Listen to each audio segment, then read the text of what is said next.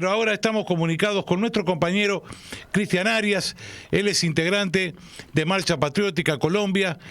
Habíamos quedado de que viniera aquí al piso, como siempre, pero bueno, por dificultades en el trabajo de Cristian, no se ha podido llegar hasta la radio. Muy buenas tardes, Cristian. La profesora Valdés y quien te habla te saludan. Muchas gracias por el contacto. Hola. Hola. Bueno, retomaremos la comunicación con Cristian. Hola, hola. Hola, ahora sí te escuchamos. ¿Qué tal, Cristian? ¿Cómo va? Bien, bien. Bueno, habíamos perdido un poquito allí el contacto. Nada, les estaba enviando un saludo y como siempre agradeciendo el espacio que se abre para conversar aquí en La Voz Patria. Bueno, los agradecidos somos nosotros, como siempre, Cristian. Bueno, qué papel que está jugando Petro y Francia Márquez también. Claro, bueno, el gobierno, ¿no? Sí. Este gobierno popular en Colombia, la verdad que está, por lo menos nosotros lo vemos de este lado, que está llenando las expectativas, ¿no? Sí, lo que uno podría empezar mencionando es que en estos días, hace 2 o 3 días, se publicó una de las encuestas más relevantes de Colombia, que mide la favorabilidad y el rechazo, digamos, de los dirigentes políticos colombianos.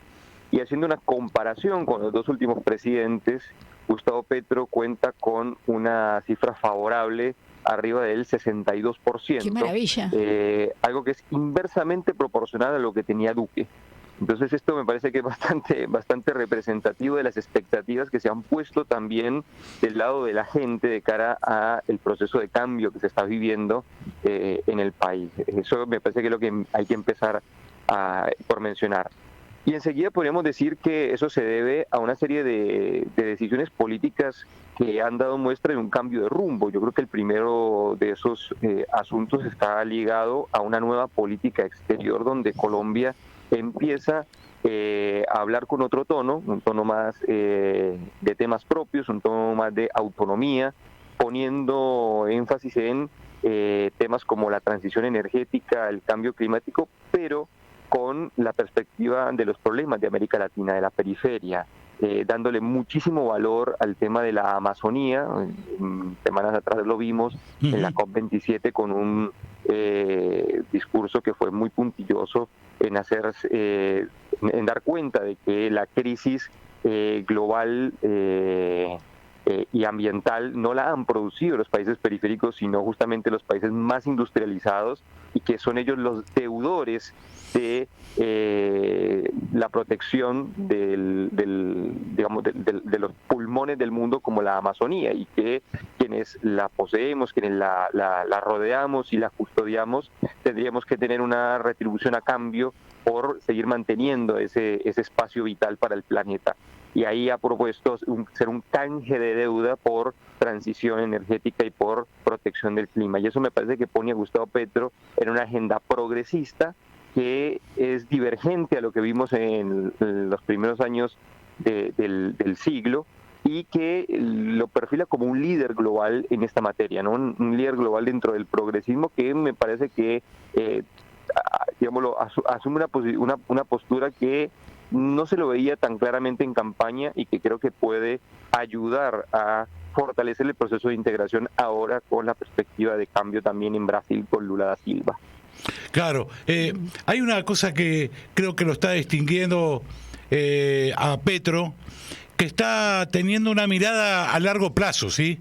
Me parece que allí se está dando una conjunción, y ahora seguramente vos vas a pasar a lo más coyuntural, a lo de todos los días en Colombia, pero yo estoy viendo en Petro como un líder político que tiene una mirada a largo plazo, porque esto de la Amazonia, como vos bien lo relatás, y el tema del cambio climático, que en realidad lo que está diciendo es una crítica profunda al sistema en el cual estamos viviendo, a este sistema capitalista que no cuida al planeta, al contrario, que lo destruye.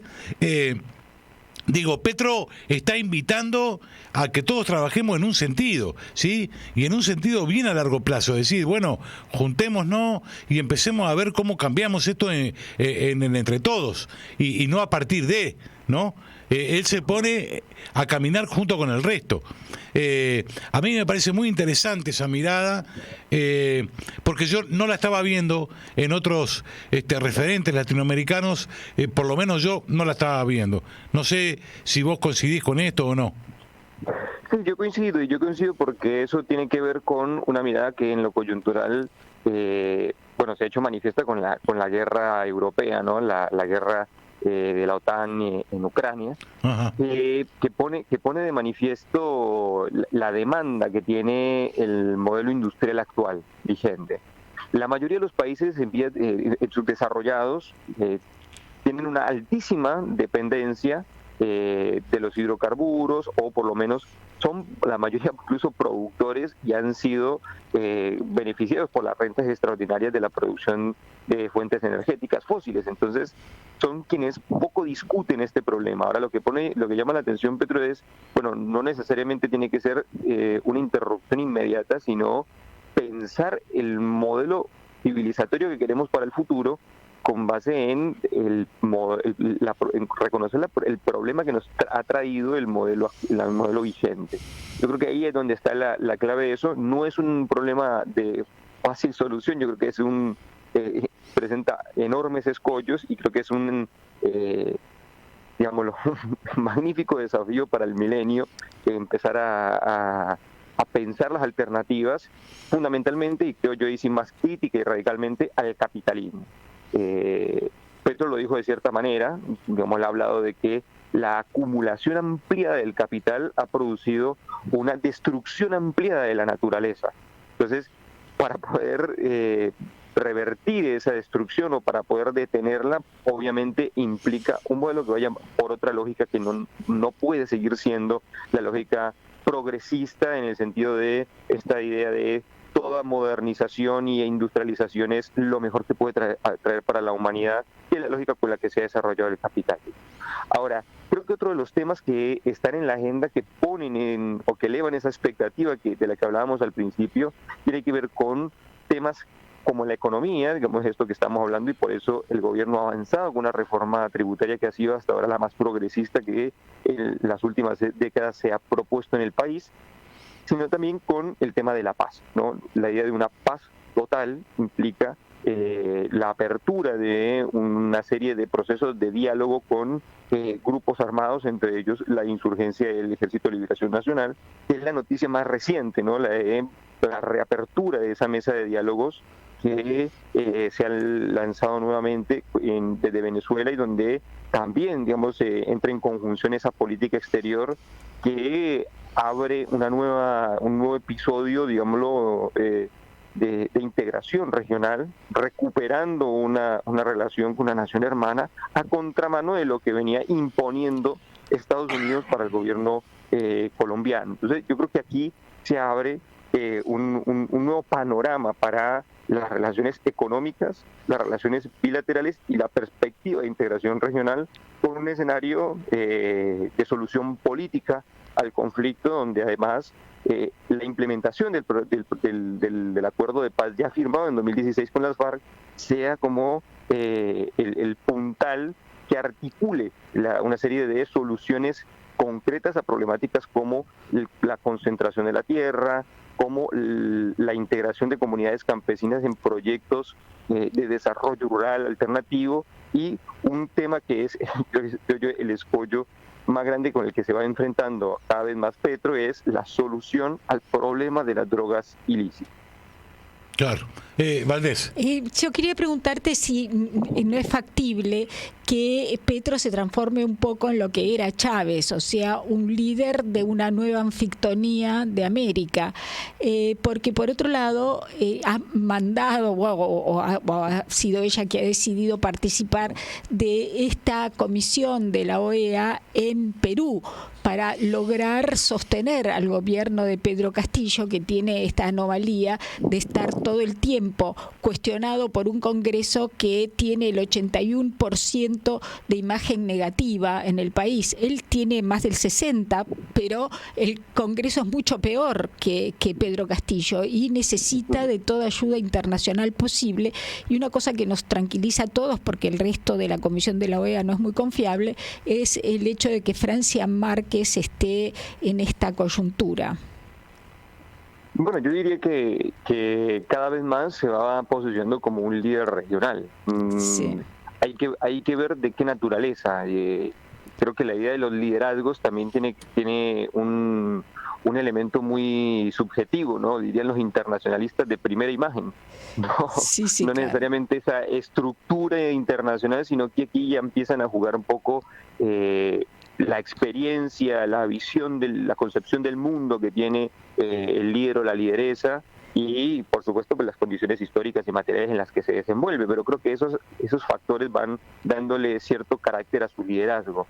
El carácter de Chávez y creo que es inconmensurable, digámoslo, yo lo podría incluso comparar más con un Fidel que con un Petro, por hacer alguna comparación, pero creo no obstante que aquí hay una posibilidad de que se empiece a ocupar un escenario vacante en el proceso político que estamos viendo en la región.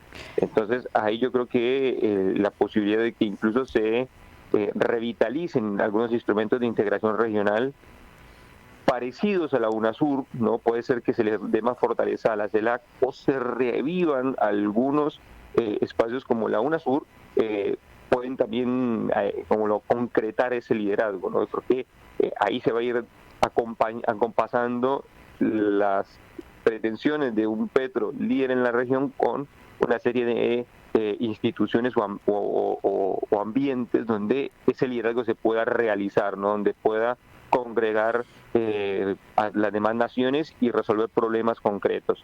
Por ejemplo, el tema de la Amazonía está en sintonía con eso, el tema del comercio subregional está en sintonía con eso, y por eso yo creo que es su primer viaje lo que hace en Perú, precisamente en la reunión de la Comunidad Andina de Naciones, es decir, vamos a invitar a Venezuela, es una nación también que comparte un gran tramo de los Andes y es una nación con la que podemos expandir el comercio y necesitamos reintegrar a nuestra región, que ha sido, que por el último lustro por lo menos, ha sido constantemente asediada, intentando casi que desmembrarla de nuestro continente. Sí. Claro. Ahora, Cristian, quiero que reflexionar contigo sobre este tema de conseguir la paz. Sabemos que la derecha no está de acuerdo con la paz. Digamos, en estos días hubo una reunión de Duque con Lacalle, con Piñera, con todos los con todo lo peor. Sí, exacto, con todos los derechosos se han reunido, se han quejado, bueno, han dicho mentiras como siempre, como nos tienen acostumbrados. Y contanos un poco, por favor, cuáles son las dificultades que está atravesando el gobierno de Colombia para conseguir esta paz plena de la cual vos te estabas refiriendo. Bueno, algunas dificultades se vienen sorteando. Yo creo que una primera dificultad era reactivar un espacio de conversaciones que permita reactivar un debate público sobre los cambios necesarios para conseguir la paz, porque la paz no se consigue por decreto ni por voluntad del gobierno. Claro. Me parece que sí, en el caso de las organizaciones insurgentes, hay una motivación política que las ha llevado al alzamiento armado. Entonces, ahí me parece que hay una discusión política que saldar. Y por supuesto esa discusión pasa también por un modelo económico que discutir. Eso fue lo que se discutió, por ejemplo, en La Habana, y del cual se resultó, entre una correlación de fuerzas, un acuerdo que es el acuerdo de paz firmado el 24 de noviembre del 2016. Digamos, sobre ese acuerdo hay que seguir andando, hay que luchar por su implementación, y eso implica una defensa y un reclamo a su vez al gobierno para que eso se cumpla, pero creo que también hay otra agenda de temas que hay que buscar incluir sin necesidad de repetir todo ese proceso. Ahí yo diría, ese sería uno de los escollos, uno de los problemas a superar en esta nueva mesa de diálogo. Por otra parte, hay otros grupos armados, ¿no?, que no necesariamente vienen de esa tradición insurgente, una tradición de izquierdas o una tradición revolucionaria. Hay grupos armados que se han organizado a partir de la apropiación de tierras, a partir de negocios como el narcotráfico y creo que y otras economías ilegales, porque parece como que el narcotráfico fuera lo único y creo que hay otras cosas, la minería ilegal, el tráfico de armas, etcétera. Y creo que ahí es donde está otro de los grandes problemas, ¿no? ¿Cuál va a ser la política integral del Estado en esta idea de paz total para poder llegar a acuerdos con este tipo de grupos, ¿no? ¿Cuál es el mecanismo incluso jurídico que le dé garantías a estos grupos para poder desmantelarse e integrarse a la vida económica y social del país? Ese me parece que ese es un gran problema, y ese problema va acompañado de una serie de políticas integrales de desarrollo alternativo, de regulación de la producción de drogas ilícitas, ¿no? Y creo que eso es una discusión que no es solamente nacional, es una discusión geopolítica porque implica al mayor consumidor del planeta, que son los Estados Unidos, y al cual Colombia le provee el 70% de los narcóticos que se producen en el país. Entonces, ahí me parece que es una discusión, eso serían las dificultades que hay. Y esas dificultades están acompañadas por grupos económicos dentro del país que se han beneficiado históricamente de esto. Algunos los conocemos, digamos, porque lo conocemos más explícitamente, y otros de manera más indirecta, y que son quizá quienes intentan sabotear por otras vías esta política de paz del gobierno. Entonces yo ahí me pongo un poco a hacer ciertas preguntas incómodas. ¿El Centro Democrático qué pretende cuando se opone o cuestiona de manera tan insistente la política de paz de Gustavo Petro, cuando no tuvo ninguna política real de Estado frente a la implementación del acuerdo de paz y a la solución a estos problemas con los grupos que ya existían durante su gobierno, que por año provocaron alrededor de 90 masacres en promedio en nuestro país? Un índice que se ha disminuido drásticamente, ¿no? A pesar de que la violencia política contra grupos que hoy ya son oficialismo continúan. Claro, es evidente, eso no se puede tapar el sol, está claro lo que dijiste. Me parece que, no sé si a usted le quedaba algo, Valdés. No, es clarísimo como siempre, Cristian, y nos ha contado todo lo que queríamos saber. Claro, bueno, Cristian, no sé si le quedó algo ahí en el estribo. Para nosotros está muy bien el informe, creemos que vamos en el buen camino. Creo, estamos caminando. Es cierto lo que usted plantea, ¿no? Las dificultades que son muchas en esta Latinoamérica, y que la derecha no va a parar, está claro, no se va a quedar de brazos cruzados. Bueno, ya lo hemos visto en México, ahora por estos días, sí, que salen a manifestar la derecha, es una cosa increíble, sí, ¿no? Fue el 13, por favor. El 13 de este mes. Sí, bueno, una cosa increíble. Así que no sé si le quedó algo. No, me parece que lo que tenemos que seguir haciendo es acompañando el proceso, pero acompañando de manera activa en un llamado incesante a la integración. Por ahí algún politólogo reconocido en Argentina ha dicho que más que la integración, el problema a saldar hoy es el de la desintegración, y es que nuestros pueblos y el campo popular mismo se encuentra hoy en una atomización la verdad bastante preocupante, y eso son, creo que, tareas del momento histórico que tenemos que saldar, recuperar un poco esa senda de horizonte común, de patria grande que brilló en la primera década de nuestro siglo y que se ha ido diluyendo, y quizá eso nos puede ayudar a reagrupar programáticamente nuestras fuerzas para enfrentar el proceso, el momento histórico que se viene, ¿no? Ahí un poco García Linera nos había hablado hace un tiempito de unas hipótesis de la crisis contemporánea en la cual esa incertidumbre, ese horizonte incierto, puede llevarnos a una serie de altibajos, a que asuman nuevos gobiernos progresistas y otros se nos caigan y no logremos resolver ninguna crisis. Quizá buscar claves históricas comunes vuelva a podernos llevar por una misma senda y revitalizar proyectos, ¿por qué no?, tan ambiciosos como la alternativa bolivariana para los pueblos de nuestra América. Ahí está. Bueno, Cristian, te mandamos un abrazo enorme. Muchísimas gracias por tu predisposición de siempre. Así que seguramente te vamos a seguir convocando. Como siempre, a disposición, y un saludo y un abrazo muy fuerte a toda la gente que escucha A Voz Patria esta tarde. Chau, chau.